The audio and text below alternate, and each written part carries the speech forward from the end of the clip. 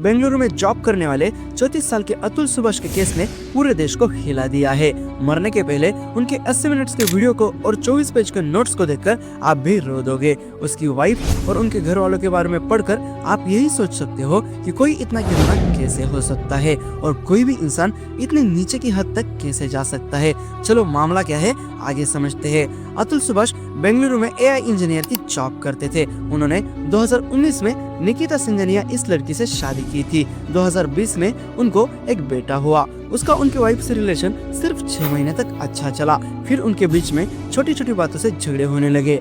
अतुल ने उनके वीडियो में बताया था कि उनकी वाइफ हर पूजा और शादी फंक्शन पे 6 साड़ी और गोल्ड सेट की डिमांड करती थी। उनके घर वालों को अतुल ने बिजनेस करने के लिए 14 लाख के ऊपर पैसे दिए थे। अतुल ने कहा कि मेरी वाइफ और उनके घर वालों के पैसे की डिमांड लगातार बढ़ती ही जा रही थी।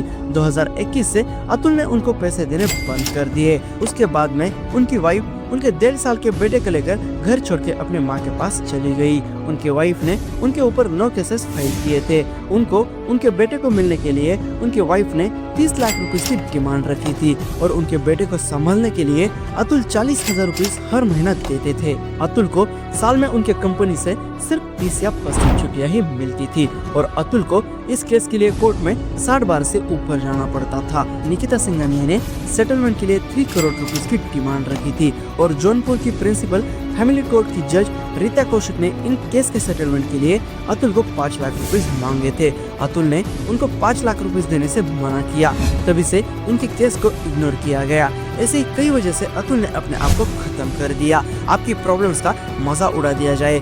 झूठे आरोप, फॉल्स एलिगेशन, मेंटल टॉर्चर और एक ऐसे सिस्टम ने खत्म कर दिया जो सिस्टम शायद ही हमारी मदद करने के लिए बनाया गया है।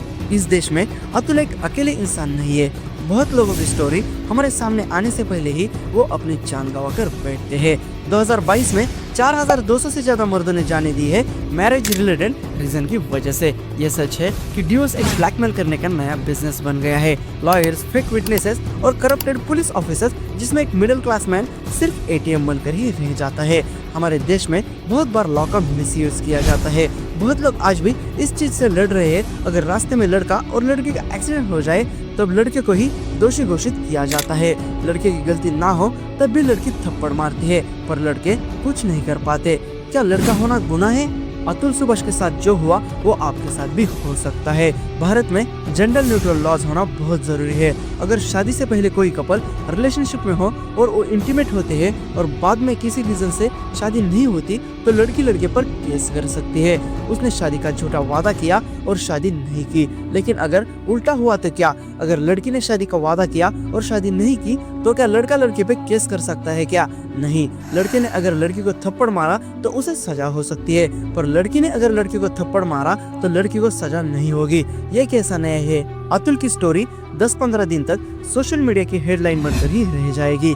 कुछ दिन बाद सभी लोग भूल जाएंगे और हम भी भूल जाएंगे, पर उनके बारे में क्या जिन्होंने अपना बेटा खोया हो। लॉ के मिसयूज की वजह से हजारों लोगों की जिंदगी बर्बाद हो चुकी है। सच में हमारा देश महान बन चुका है क्या? ये कानून एक सच्चे इंसान को जीवित होते हुए इंसाफ नहीं दे पाया।